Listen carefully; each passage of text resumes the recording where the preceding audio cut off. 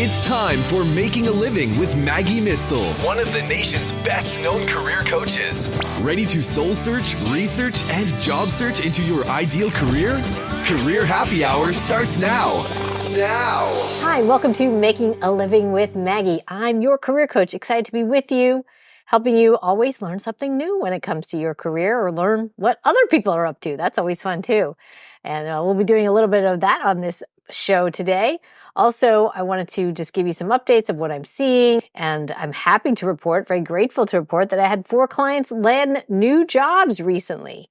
Yes, I'm very excited about that. They're all doing work they love. They're doing purposeful work, meaningful work, and one even doubled her salary. Yes, so Vicky Salemi's prediction that if you want to raise your salary, you change jobs, it's actually coming true. So this client did double her salary. And I'm very excited to hear that. So it's exciting to see people investing in themselves, getting career coaching, and creating some new career paths. And next week, I'll be at the South Florida chapter of the Project Management Institute, talking about how to find a job you love. And I'm excited for a paint and sip leadership networking event that I'll be doing with the ABWA. I'm actually getting to attend that one. I get to enjoy one of my New Year's resolutions actually is to prioritize being creative. So I'm excited to do some painting, which sounds really fun to me. And I'd love to hear if you're prioritizing creativity or fun, or if you're on track with your New Year's resolutions. We're halfway through the year. So I'd love to hear how things are going with you. You can make those comments and I'd love to hear from you. Well, my guest today is definitely someone who has been following her dreams. Nicolette Mariano is CEO of Treasure Coast Shellfish. She's a sustainable seafood farmer, and she said she's constantly learning and growing not just her delicious oysters, but also herself as an entrepreneur. And it's interesting, the way I got to know Nicolette was that she came to the Florida Keys and was talking as part of a sustainable seafood event for all types of seafood. And there's actually wonderful short films about her and others who are working in this industry. So I will also put a link to that in the show notes. But you'll get to hear from Nicolette and the excitement and energy in her voice as she shares what a day in the life is like for her.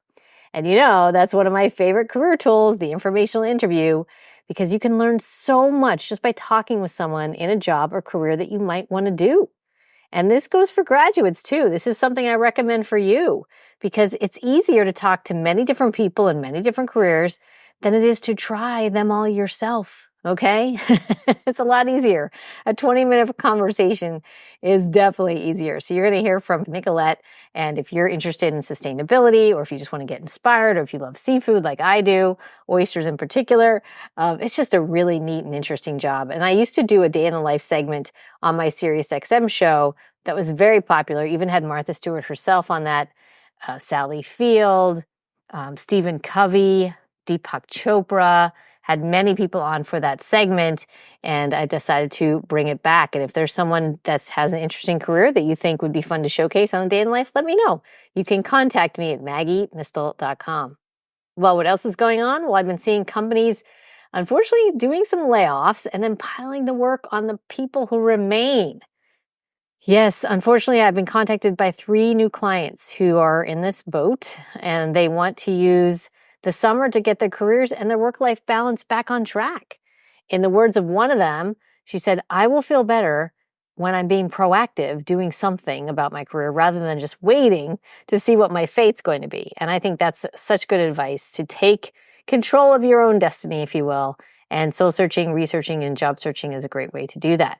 So if your company, though, also might be investing in you, this is a positive. So unfortunately, there are some layoffs going on. There's also companies investing and engaging their workforce through training.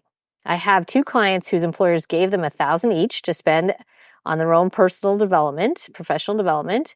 And I've got other employers contacting me to offer lunch and learn sessions for their employees. I'm doing one for a maritime shipping company on managing your career to really inspire and engage the individuals in that company to see how they can create and craft careers that they love within the organization. So it's not just about changing careers or leaving a place. It can also be about maximizing where you are. So take advantage of that. If there's money available to you for your development or classes available to you, I can't encourage you enough to take advantage of those. Contact me if you do have a budget to spend. We'll make great use of it for you. Because really, it's time for all of us to make a great living doing work we love. That's my purpose here. And purpose is something we're all working on. And Nicolette, my guest today, the sustainable seafood farmer, is definitely working on her purpose. So she will inspire you so you too can do something that's sustainable and fun and interesting to you as well. And you'll also learn more in this month's career tip related to that as we talk about how to find your purpose. So some steps, if you're not sure what your purpose is, you'll get to figure that out later in the show. Stay tuned for all that and more right here on Making a Living with Maggie.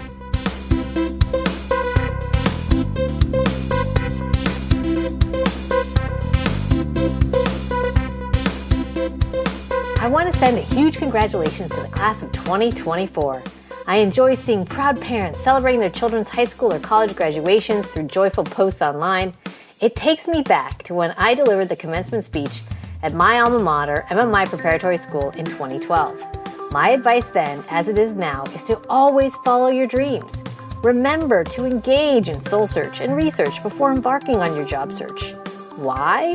Because the most successful careers are built by those who have a clear vision of their path ahead. So to assist you or your graduate with this journey, I've put together a special graduation gift pack.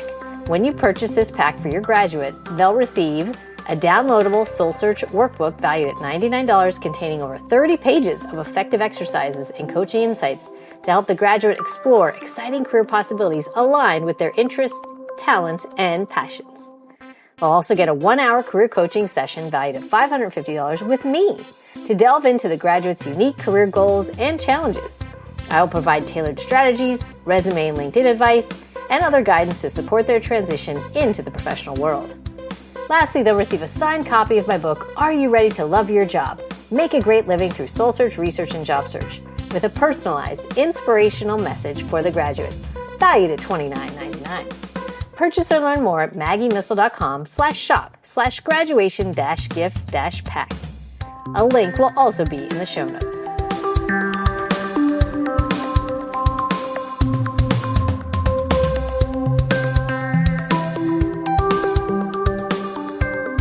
I want to introduce Nicolette Mariano, CEO and aquaculture biologist for her oyster farm, Treasure Coast Shellfish, the only oyster farm in the growing area of Sebastian, Florida. They're proud to be part of the next generation of sustainable aquaculture farmers on the east coast of the Sunshine State. Welcome, Nicolette. Hey, thanks, Maggie. Thank you for having me. It's so good to have you here. I mean, this is such a neat career path that you've chosen. And I know we were talking about schedules and, being up at 4 a.m. I mean, so I really appreciate your time.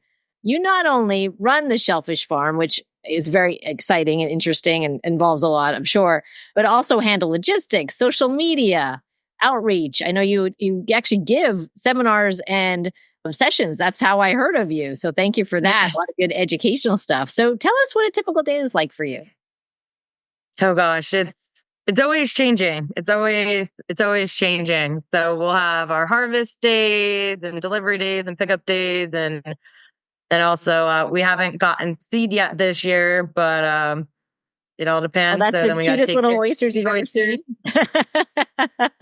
Yeah. So it's farming. So you're working in around, Mother Nature. So yeah, days. Is it like mostly early mornings or it changes? Like it depends. It'll change. So this time of year, we're in what's called the summer months or the warmer months or Vibrio months. So since we're the farm and we're also the certified processor, shellfish processor with Department of Ag. I'm gonna look at my chart so I always forget. May to September. You can no longer do traditional cooling, which traditional cooling is you can harvest anytime from sunrise to 5 p.m. and then oysters have to get into the cooler and have to be at 55 or below. I think it's 8 hours. We never do traditional cooling even outside those months. We always do rapid cooling. The rapid cooling is you oysters have to, once they're received, have to get to 55 or below within 2 hours. So from May to September, we can only do rapid cooling. So we have from sunrise until prior to 11 a.m. to harvest, and to get the oysters in the cooler and down to temperature, which is 55 or below within 2 hours. So those are those 4 a.m. days, waking up and harvesting and going out, pulling, counting, checking the oysters, clacking them, making sure they're not hollow or dead, or if they're leaking. If the oysters, we get scrapes and bruises. The oysters sometimes do a little bit too. When they're handled, their growth edge. Let's see. This isn't a good example, but their growth edge. It's also called the feather edge. You can kind of maybe see it's a little lighter. This one's pretty thick.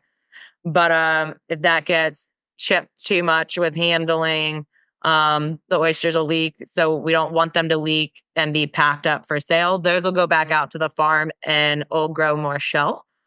So that's actually to get a nice deep cup oyster. That's what we're continuously working. You want to chip that growth edge to get a nice deep cup oyster for the half shell market.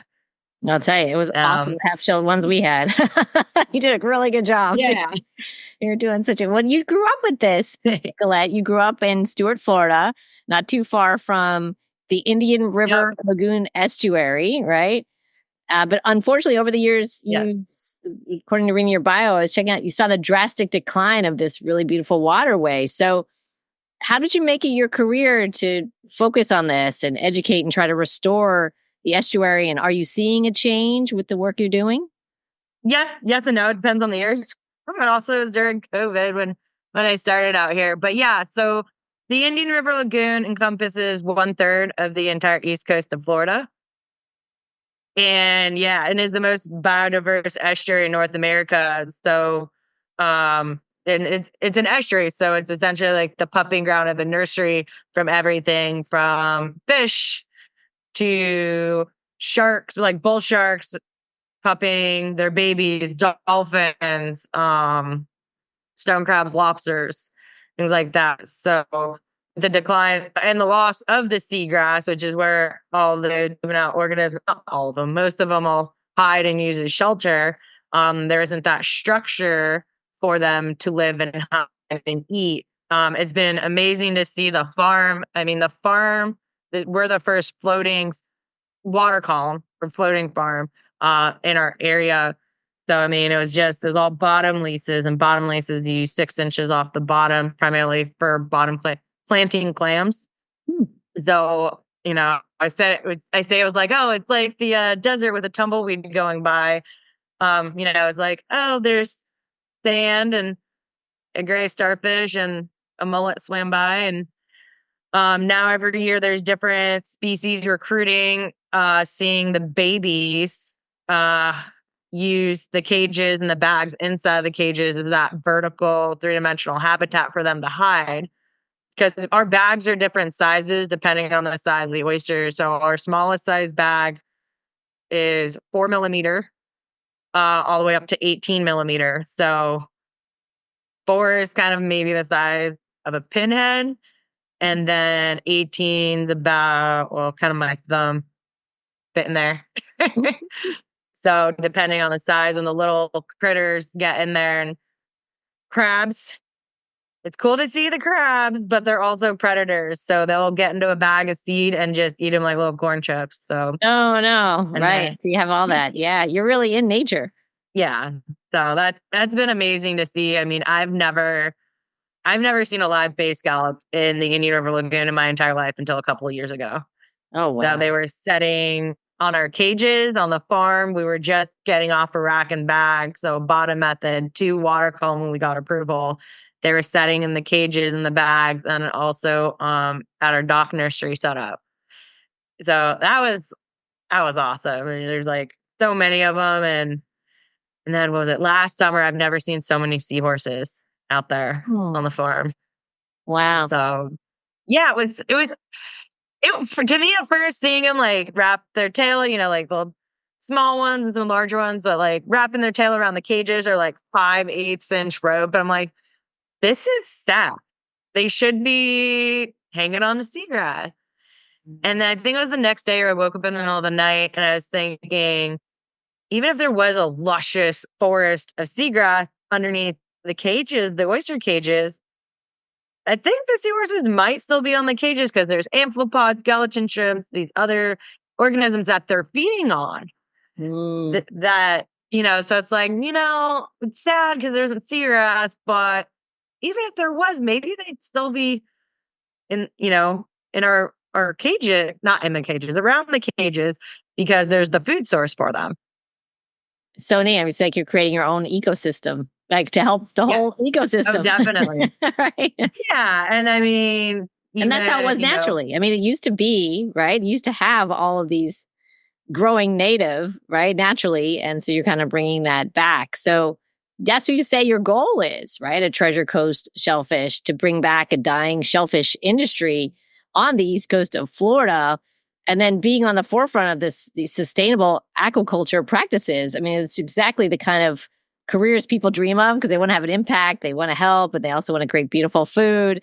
So tell us what you love about your job, Nicolette, and what's challenging about it. Everything's kind of challenging. I mean, your Mother Nature is our biggest business partner. There's no negotiating with her. So you kind of call the shots, huh? Yeah, there's no talking to her on that one. So, I mean, we've gone from everything from drought to too much rain to hurricanes, not enough food in the water for the oysters to feed on. So, I think it was our 2022 crop, 6 mil, about pinky size. We didn't get rain until Hurricane Ian. So the Indian River was clear in our area. And during the summer, the river really shouldn't be clear. During the winter, it is a little bit, but clear doesn't necessarily mean healthy. Especially for an estuary, you want those good algae blooms. I mean, sponges, different animals, oysters, clams, mussels, they're filtering algae, and algae is a plant. So it photosynthesizes and uses the sun just like your grass or tree. So it needs different, sometimes influx of fresh water and nutrients is for them to kind of ignite a good, good algae bloom. So that was the year we got seed early. We got to plant our crop. They got seed when we wanted for once. And then it didn't grow until more than halfway through the year until Hurricane Ian. So it was one extreme to the next. And then with Hurricane Nicole, we had lines break. We had a pole go through our lease. The private aquaculture dock that we're off of, a sailboat broke loose, and we were in the water physically pulling the sailboat off of the dock. Because if it kept hitting the dock, it would have went through the dock. And on the other side is our nursery. So that would not have been good for us. All of the seed either was out on the farm or we took it out of the water on the upper part of the dock and secured it because that gear isn't robust enough to handle that kind of battering of waves. This is a brain job and a hands-on job. You're using both. Yep. Yes, and then, logistics and talking to customers, talking just to the general public and doing ordering and managing the crew and looking like, because it's farming, but it's in the water. Like if you plant corn, you can't plant corn throughout the entire year. So what's your other crop? What's your off crop? We're focused on oysters right now. We were working with hard clams, but Ian and after Nicole, we didn't replant. We lost our entire crop. Oh, wow. Yeah, so the same challenges that any other farm would have. Mm-hmm. Do you love it though? Do you still love it even with the challenges? Is it worth it? Yeah, it's that I'll be honest, it's that roller coaster. Because the company's growing, and it's that not doing more of the administrative stuff now than being on the farm, and that struggle while still trying to manage the farm and the crew, and then asking for photos because I'm not out there and what's going on. And, then a customer will send you a photo and be like, hey, this is what we got. Was it the right thing? And, when I started, I started this company by myself. And it's like, I knew exactly everything because I touched and did everything. It's like, let me go talk to somebody else. I wasn't there. I physically didn't do that. So just doing different things, kind of, getting away from the monotonous of the administrative stuff and even the farm really helps ignite me every once in a while. And I need that. So last night, there was a farm to table event at Driftwood down in Boynton Beach, and Jimmy Everett and Tommy over there. And Driftwood's a restaurant that actually was one of my first few restaurants when I started in the beginning. And I've never actually eaten there. Fast forward 4 years. So it was focused on farm to table, and 40% of the people that came for that dinner were actual farmers. And it was awesome to see. A lot of them were women. Like most of them were women. And the dairy, cattle, poultry, mushrooms, mushrooms, salt. Nice. Yeah. So that's, you don't get to see it from the other end that often. And that dinner was focused really like for the farmers, which was amazing. I think getting to talk to other people and people coming up to you, and like, especially, a lot of people have that stigma on not eating a Florida oyster or a Southern oyster. There was a good handful of people that came up to me last night at that dinner and was like, Jimmy or Tommy like had to convince me the first time, to try your oysters. And they really like them. They're fantastic. I mean, it goes. We love them. We're gonna drive by. We drive up north for the summer, and we are gonna stop in. I'm telling you right now, you'll see me in person. They were so good. Yeah, you gotta let me know ahead of time. We only harvest the orders, so. Okay, gotcha. I will let you know ahead of time. Good to know. Yeah. Right. Wow, that's amazing. Yeah. So just talking to other people, or even, like you reaching out and getting out and talking to people about it. They're like, oh my gosh, I had no idea. Wait, it takes like, that's how small a baby oyster is. And it's like this big now. It's like, I'll put a link to your page that has that. They're on there. They're on your website, right? At the bottom, I feel like I scrolled and I saw the photos. I'll include that for people. Yeah. And there's videos on the bottom too. With Soraya Film the episode 10, a 15-minute film. So that does a good overview of everything. Yeah, I'll definitely include that for sure. Well, so let me ask you just one more. What would you recommend to somebody who did want to follow in your footsteps? Yeah, definitely do your research and work on other farms first. I mean, I have my bachelor's in aquaculture. I went to Florida Tech in Melbourne, but everything I learned that I'm using for my business now, I learned within my first few jobs out of college. My first job was up in Massachusetts on Cape Cod working for the town of Barnstable. So that wasn't a lot. That was more like stock enhancement and regulation. So even though it's another state, and being a farmer now, where my first job, we were regulating farmers and aquaculture, shellfish aquaculture, recreational shellfish and commercial. It gives me another like view of like, sometimes like these regulations are silly, if you will. Some of them they do need to be looked at, collect new data, not papers from the 40s or the 60s. Things change. Just like, it's safe to eat oysters year round. It's not the icebox days. We have proper refrigeration and time and temperature. That was a lesson learned. I heard from my husband got to see you at an event, and that's what we were like, oh, okay, now we understand that better. Okay. Yeah, so you're right. Things have changed. So some of these regulations could be looked at. Okay. Mm-hmm. Can I back up for a minute? Absolutely. I don't think I finished answering your question of anybody that kind of wants to get into this field. Oh, please. Yeah, go for it. A lot of jobs do say we prefer for you to have a college degree or a bachelor's degree. I think because the trades aren't as prominent as they used to be. I think and I'm hoping that narrative is kind of going to change a bit, because yes, I went to college. I got my BS. It gave me a good background in the biology, in aquaculture. I always thought I was going to do finfish, stock enhancement finfish. That's what I wanted to do.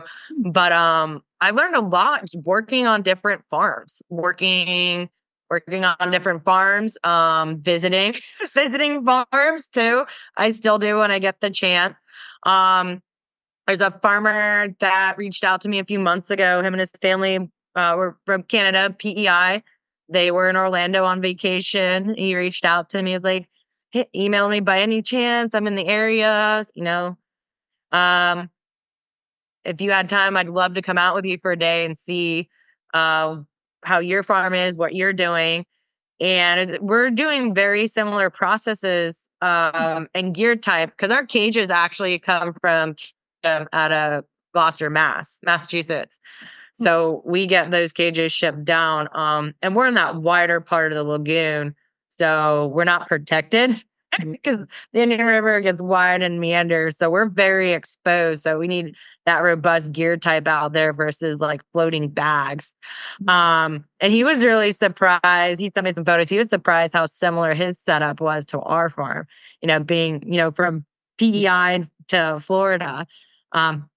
Granted, I've had experience up in New England, so might be a little biased with my knowledge that I gained visiting and working for other farms. Right. But what I really took away from it was he's been having issues with the main line. So your main line or your mud line for us holds the cages, and then you have puck lines that go up and attach to the ropes or your bridles on the cage. Okay. And they stay on the line. And the puck lines connecting to your mud line, they keep breaking and chafing. Well, and shredding, and that's what's happened. We're having that same issue about 3.5 years in. And it was interesting to talk about that. Yes, it's rope, it's boring. But that's what's holding the cages on. That's all your infrastructure. It's pretty important, yeah. In there. It's not boring at all. In there. Yeah. And he put me in touch with the company, Polysteel in Canada, and they're sending us rope, this different type of rope that might be, more robust, because he's having the same issue. And a number of farmers are having similar issues up there. So they're sending us rope to test out and see. So where can people find out more? Where should they find you? Yeah, treasurecoastshellfish.com. You can follow us on Instagram and Facebook and TikTok. I mainly will post to Instagram. So doing everything. You are. You're definitely doing it. And you're inspiring us in the meantime, because it's honestly, I can't tell you how many people say they want to have an impact and make a difference. And you definitely are. So, and you're doing it beautifully with great food too. I mean, it's like a win-win.